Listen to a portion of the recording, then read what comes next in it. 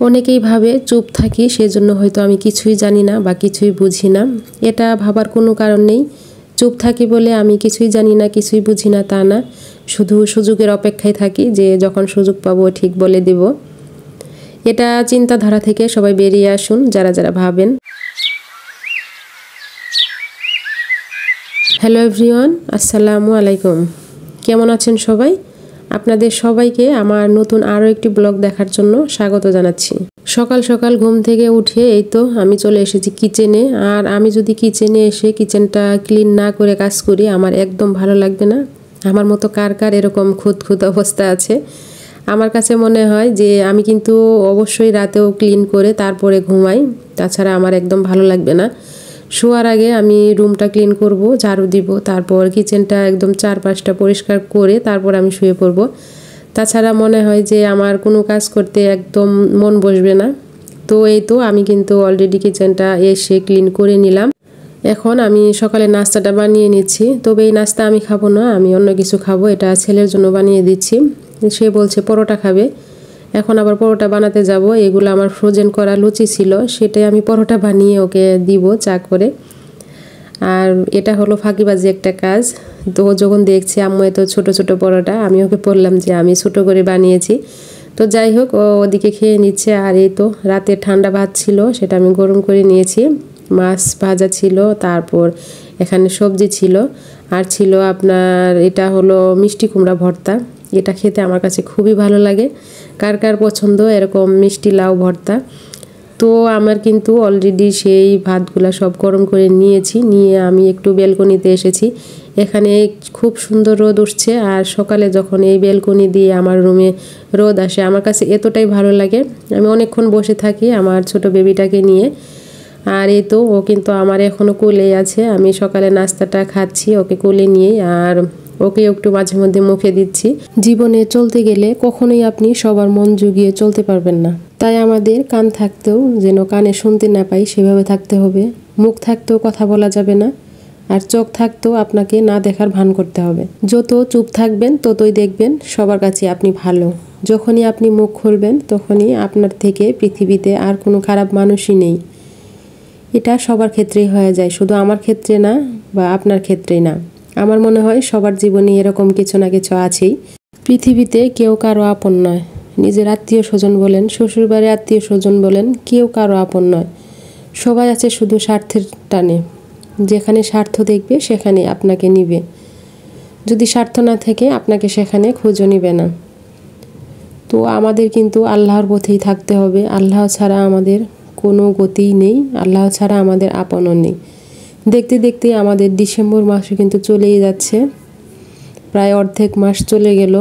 মনে হলো এই তো সেদিন 2024 সাল, কতই না খুশি।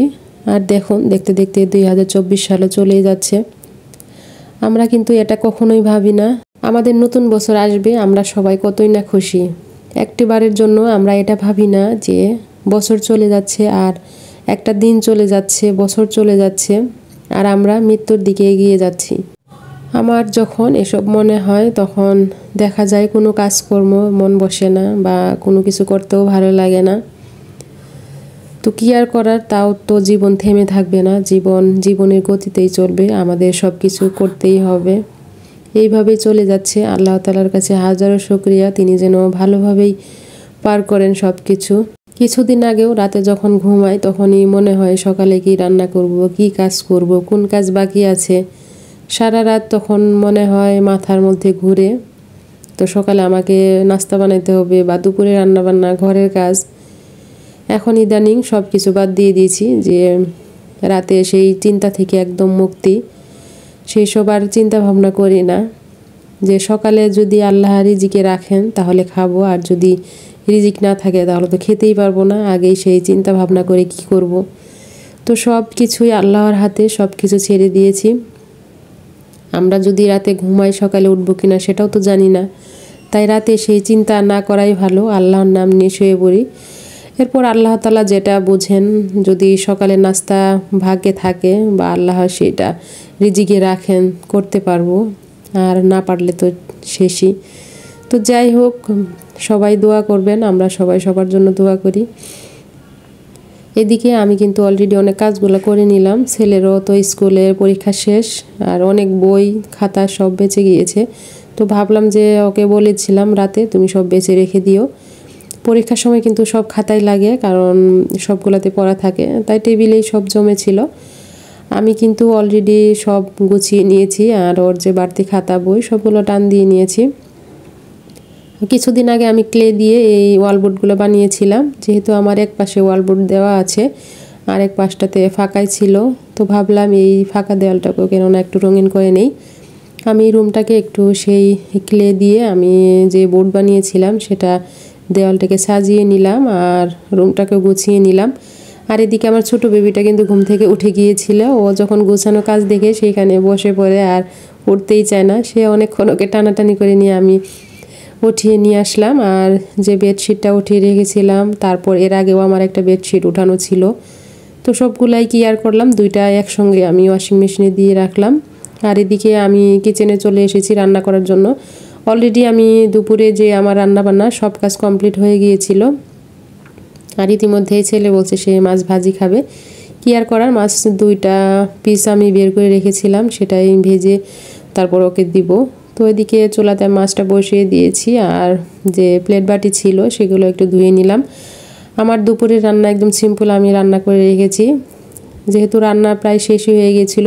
পরে একদম রাগই হয়ে করেছিলাম যে আমার রান্না শেষ, এখন চাচ্ছ, কি আর করার, ছোট মানুষ। তারপর আমি মাছটা ভেজে নিলাম। আর আমি রান্না শেষে চুলাটা মুছে নিই, আমার চুলাটা মোছা হয়ে গিয়েছিল যেহেতু মাছটা ভেজে নিয়েছি। আর মাছ ভাজলে কিন্তু দেখবেন যে আশেপাশে যে তেল ছিটকে যাবে মশলা, সেটা না মুছলে একদম হলুদ হয়ে থাকে। তাই আমি সেই আবার চুলাটা মুছে নিলাম আর চুলার সাইডেও মুছে নিলাম। আর সব রান্না কমপ্লিট করে এখন আমি টেবিলটাও একটু ভাবলাম যে পরিষ্কার করে নেই। তো টেবিলটা আমি ভালো করে মুছে কাপড়টা আবার সুন্দর করে বিছিয়ে দিলাম।